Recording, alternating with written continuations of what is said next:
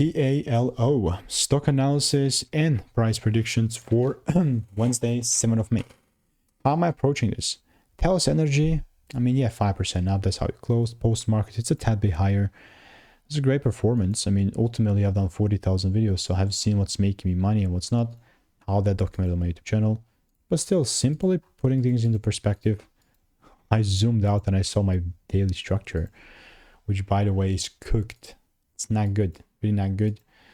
Ideally, I want to see a full candle close above 994 or something. But yeah, ultimately sitting here, only if I see the price